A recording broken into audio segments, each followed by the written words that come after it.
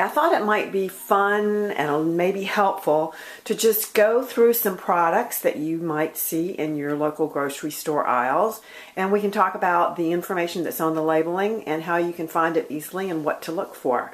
So now, certain information is required by the FDA, and that's pretty easy to find, and you probably know all about this.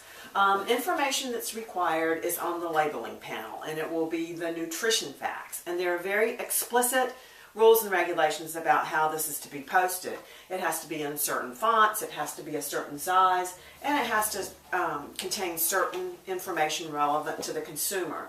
It will give you the serving size, which is nice to look for because that's going to tell you how many calories per their serving, not per your serving. And it gives you your vitamins and your minerals and all of that stuff. So this is standard required information that is easy to find and easy to compare with other products. So let's move on a little bit to all this other stuff, information that might be included on your labeling. So I'm kind of picking on Fruit Loops today for no other reason than it just seemed like a popular kids cereal, and it might be a good thing to take a look at. So I've got this pretty red box here, and it says good source of fiber made with whole grains. Go around here to the side panel where we have our nutrition facts. You can see on here, I listed them out. There are 47 ingredients in a box of Fruit Loops with sprinkles. Now, we know that the ingredients are listed in descending order by weight. The ingredient that has the biggest weight proportion is listed first. Well, guess what? That's sugar. We go on down the list. It has some corn fiber, various other things. It has partially hydrogenated vegetable oil.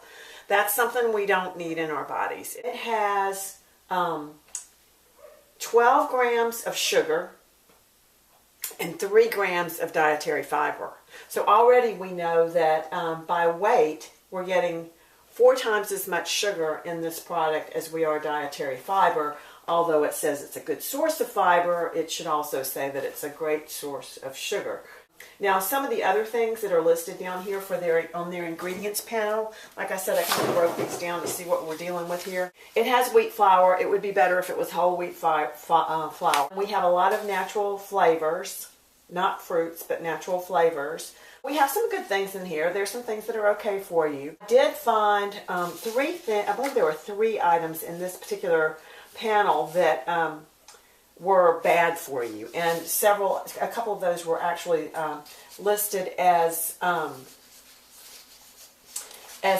possible carcinogens. Like BHT preservative is, quote, banned in some countries. This isn't on their label, this is in another book. Banned in some countries, possible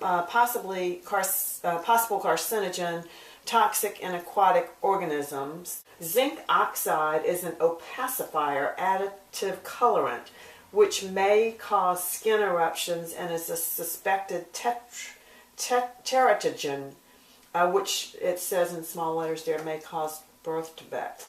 Annatto color can cause irritability and head banging in children, hives, hypotension, pruritus, and is undergoing further testing. So those things don't sound that healthy. But anyway, so you kind of have to look beyond the front label here and get into the ingredients and some of the other information to find out if this is really quite as good as you think it might. How can we make better purchasing decisions when we go to the grocery store? You probably all know this, but as much as you can, try to stick to the perimeter of the grocery store. Most of the food manufacturing products are in the center aisles of the grocery store, and that's where things like this reside, and your cereal aisles and snacks and things like that. You might want to avoid certain aisles in the grocery store. I mean, if you're a big snack addict and you just know you don't want to be buying all that stuff, skip that aisle. If you take your time, a couple of trips to the grocery store to really look at some labels and decide which one's going to be better for you. Maybe what has more fiber, what has less sodium, what has less calories. I mean, there are differences in these products. If you can support a farmer's market or a community-supported agricultural program in your neighborhood, that's a great thing to do. It's important for us to be informed about what we're eating. If you take the time to read the labels and do a little investigating to figure out what is best for you, then maybe you'll eat more of this, which kind of by default means you're probably not eating quite as much of this.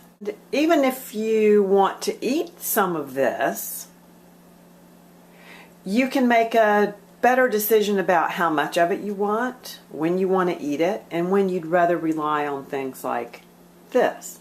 There's lots and lots of information on this, as you know, on the internet. The FDA has lots of information on their website about exactly what has to be in labeling, including the nutrition labels and meat and poultry labeling and all. It's pretty dry, but you can quickly glance through it so you can understand a little bit more about the labeling requirements. Things like this don't really need labels because, well, especially like the vegetables, they're not labeled. They're just lying there very quietly in the produce shelf, and we know what they are, and we know they're healthy and nutritious, and we don't need a bold statement on them to make us understand that they're good for us. So enjoy.